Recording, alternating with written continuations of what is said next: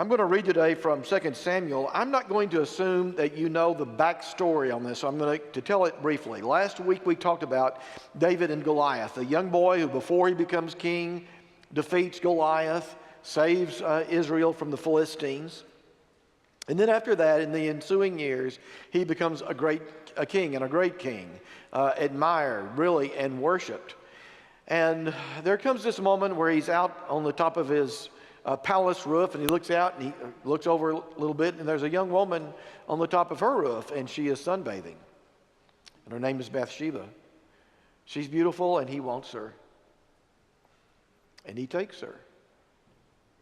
And then he discovers that she has a husband by the name of Uriah, a great and respected warrior, a member of his army. And at the same time, he decides he wants to keep Bathsheba. And so he sends out the orders to the people in the field to put Uriah at the head of the charge in a place that would be so vulnerable, he knew that Uriah would be killed. And David has no idea that anybody knows what happened until we get to this text right here. His preacher comes to him, a prophet by the name of Nathan. The Lord sent Nathan to David, and he came to him, and he said to him, he tells him a little story. This is a neat little story. There were two men in a certain city. The one was rich and the other was poor. The rich man had very many flocks and herds, but the poor man had nothing but one little lamb, which he had bought. He brought it up, raised it, it grew up with him and with his children. It used to eat of his meager fare, would drink from his cup, it would lie in his bosom. And this little sheep was like a daughter to him. Now there came a traveler to the rich man. And let me give you a backstory here. In that particular culture, if a traveler came to your home, you were supposed to put out a feast, entertain him with a feast, right? So a traveler came to the rich man, and he was loath to take one of his own flock or herd. It means he was too cheap to take one of his own sheep. So for the wayfarer who had come to him, but he took the poor man's lamb and prepared that for the guest who had come to him. He cooked him. Then David's anger was greatly kindled against the man. He said to Nathan, "As the Lord lives, the man who has done this deserves to die. He shall restore the lamb fourfold because he did this thing and because he had no pity." And Nathan said to David, "You are the man." This is the word of the Lord. Thanks be to God. There's a moment that is unforgettable to me. It was June 17th, 1994. My wife Bobby and I were on vacation. We were in a lake home on Lake Granbury, Texas, and we turned on the TV and joined 95 million other viewers for 2 hours. It was remarkable. It wasn't the Super Bowl. It wasn't the inauguration. It was the drama of the white Bronco. Now the light's turning on for some of you, right? Some of you will remember, some of you have never heard. O.J. Simpson was one of the greatest running backs in the history of college football and of NFL football. I still remember watching him play in college. It was like he had radar. Once he broke into the open field, he had the best set of eyes of any running back ever, I think. People couldn't argue about who the greatest ever was, but he had the best eyes. He could see the whole field, and he was dangerous once he got into the open field. He went on to become a star in the National Football League. After that, his retirement, he was tall, handsome, good-looking, articulate. He became a movie star. He did TV, he did movies. He was one of those early people, an ex-athlete who became an American icon. And then came the day when the police found his estranged wife, Nicole Simpson, and her boyfriend, and they'd been stabbed to death. They were lying in a pool of blood. And immediately there were indications that maybe O.J. had done it. His lawyers negotiated a deal with the police. They said, "We'll bring him down, but we want to do it on our own time." But meanwhile, he sent to them a letter which became widely known, considered a suicide letter. But on the afternoon when O.J. was supposed to arrive at the police department, he failed to show, and the police went looking for him. And thus began the famous unfolding drama of the white Bronco. His friend, ex-football player Al Cowlings, drove the Bronco. O.J. sat in the back with a loaded .357 Magnum, evidently threatening suicide. And this Bronco, some of you remember, it weaved around the streets and byways and highways and thoroughfares of UCLA, of Los Angeles, for over 2 hours. About 40 miles an hour. It wasn't going fast. With as many as 40 Los Angeles police cars following it. The helicopters and the TVs hovering overhead. We watched this unfolding drama, wondering whether he would be caught, whether he would kill himself, how it would end. Finally, Al Cowlings pulled up in front of his house. He got out, the police arrested him. That part of the story was over. The reason I share this story with you this morning is that there was a line in that suicide note that I will never, ever forget, as poignant as any ever. This is what O.J. said to his millions and millions and millions of fans. He said, "Please remember the man I was and not the man I have become." That's about as sad and poignant and moving as any statement ever made. Please remember who I was and not who I've become.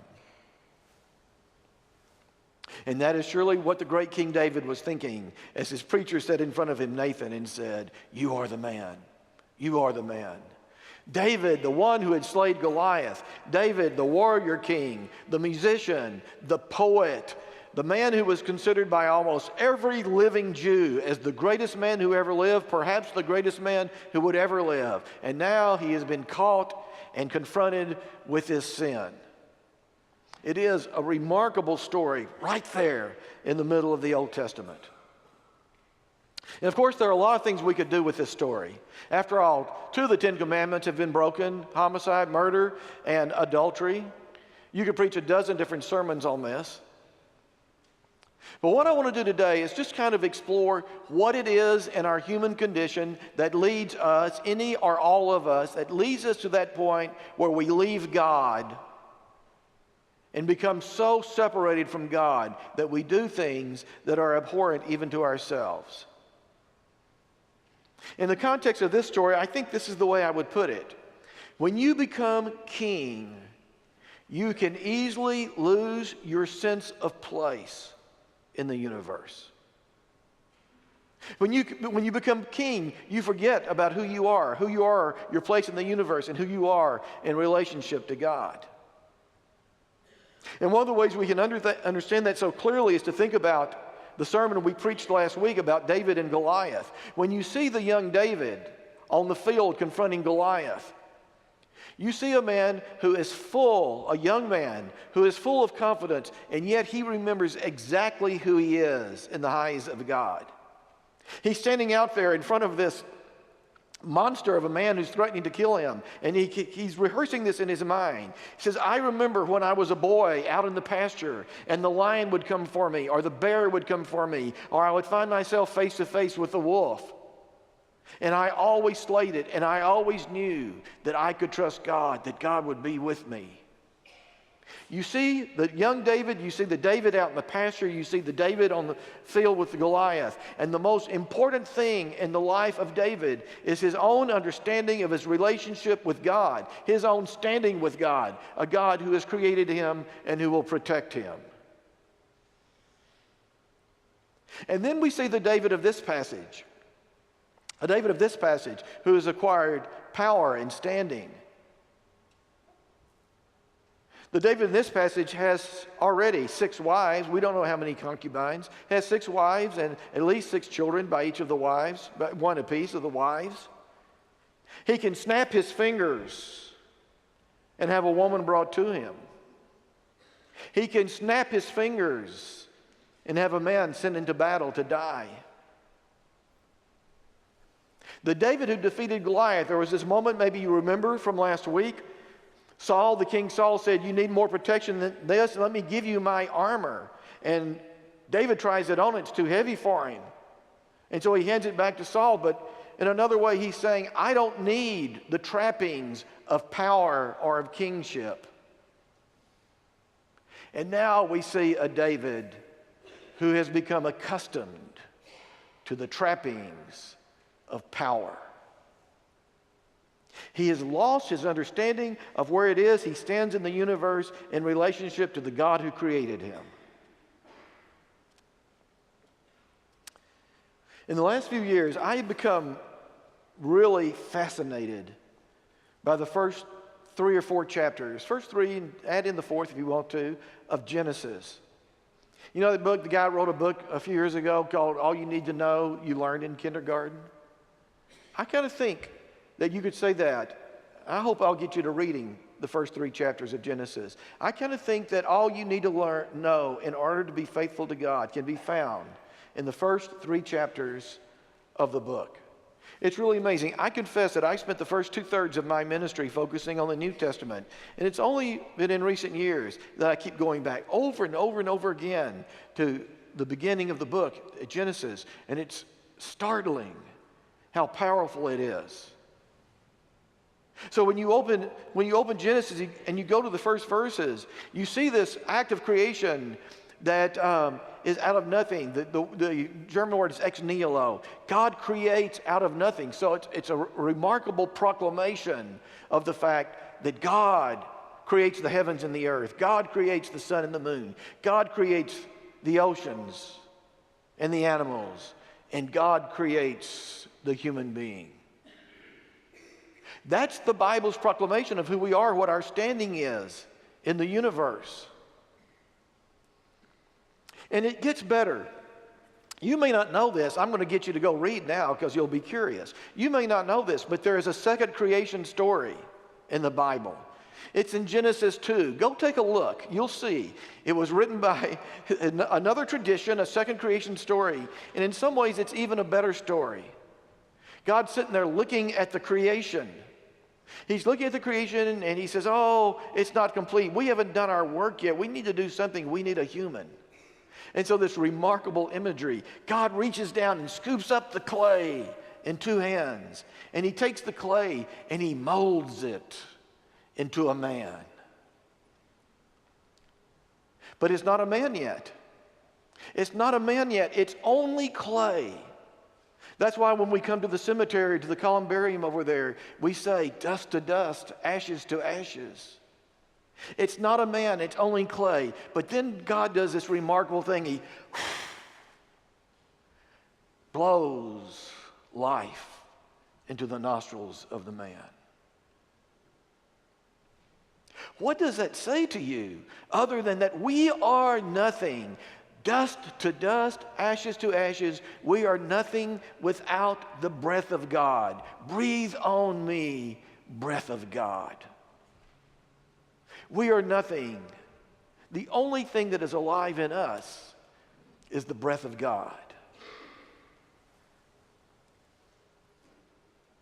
I'll do just a little departure here. Those of you that are willing to experiment a little bit with prayer or in your present prayer life, try this. Try sitting silently and doing nothing but thinking about breathing in and breathing out. And consider this imagery. When you breathe in, God is breathing God's breath into you and giving you life. And when you breathe out, you're merely breathing out the love of God. I don't know of a better way of understanding what our place is in the universe than that. The King David had forgotten. The David that stood with Goliath, confronted Goliath, knew that he was nothing but an instrument of God. God breathing in and through him. King David forgot what his place was in the universe.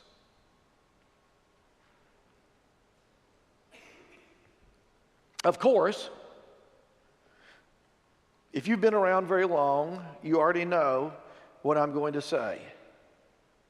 And that this is about more than kings, more than powerful people. This is a story about you and me. about our tendency to drift away from God in a way in which we forget that God breathes life into us, and to a place where we believe that we have become the kings of our own universe, where we become the center of the universe. And let me just say, I've really been interested in this. We live in an age that is clearly as narcissistic as any age. I think you could read through Western civilization, Eastern civilization, culture. There's never been a period of time in which human beings were as narcissistic as we are these days. Who amongst us has not taken a selfie, a picture of yourself and sent it off? I mean, I admit that I have. And it is a revered tradition in today's world. It's not like there's anything wrong with it in and of itself, but the fact that we've kind of put that at the center of our culture. Let me tell you something. You think about this. I don't care how old you are. Your grandparents are rolling over in their graves at the thought of America, which celebrates the selfie. The very word itself would be offensive to them. I'm not trying to put a guilt trip on you about doing selfies. We've all done it. The point I'm trying to make is that we live in a world which is in many ways post-Christian and secular. And I've been wondering about this. What does it mean? What does it mean for us sociologically or culturally to live in a world where we've placed ourselves at the center of the universe, a post-Christian secular world where we no longer take God for granted in our society and in our culture? And I know that there are a lot of Christians and a lot of Jews and a lot of Muslims and a lot of Buddhists in the world. There's still religion in the world. But this is the first time in our civilization where we have celebrated writers and intellectuals who write to proclaim a gospel of atheism or agnosticism. Celebrated intellectuals. And I'm not complaining about it. I welcome the debate. But all of this comes because we live in a world where scientists have discovered so much about our earth, about our solar system, about our universe, and they say there is no evidence of God. And so I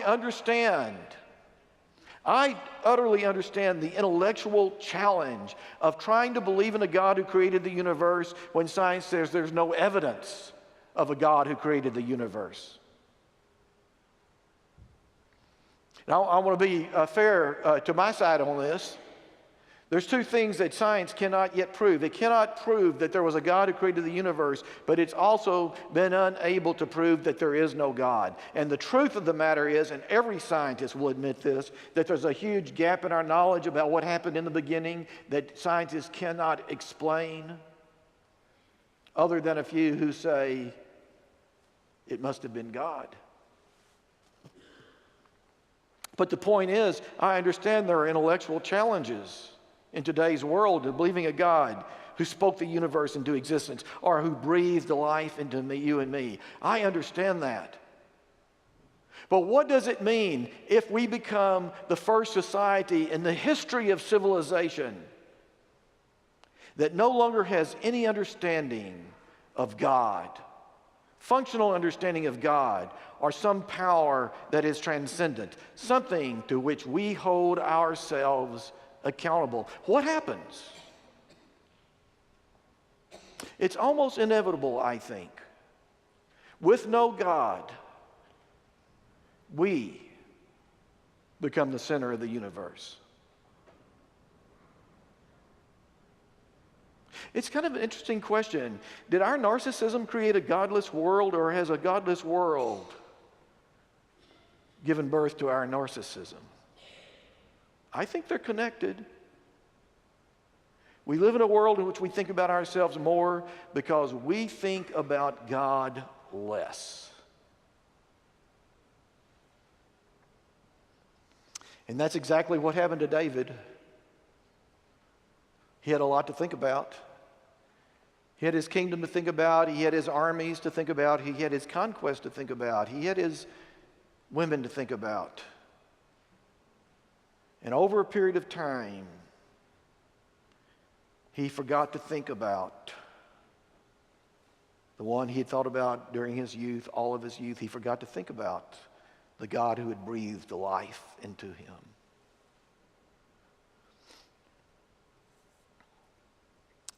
I have this saying, I doubt that I created it, but I don't remember who I heard it from, but I've used it for a long time. This is the way it goes. You can lie to a lot of people. You can lie to your banker or to your CPA. You can lie to the IRS. You can lie to your boss. You can lie to your husband or your wife. But when you arrive at the point that you are lying to the person that you see in the mirror, you know that then you are in trouble. You've reached that moment when you say, please remember the person I used to be, rather than the person I have become.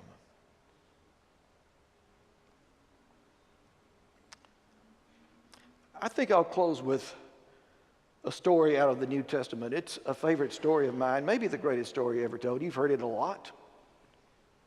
It's called the story of the prodigal son. You know the story. Young man asks his father for his half of the inheritance. He goes off to the far country. He commits nearly every sin in the world. And then he comes crawling back to his father with this speech in mind. He stands before his father and he says, Father, I don't ask that you remember me as the boy who used to be. I only ask you to remember. I only ask you to remember and think of me as one of your slaves. And his father says to him, I will not remember you as the boy you used to be, nor as the man who stands before me. I will remember you as the man you will become by the grace of God.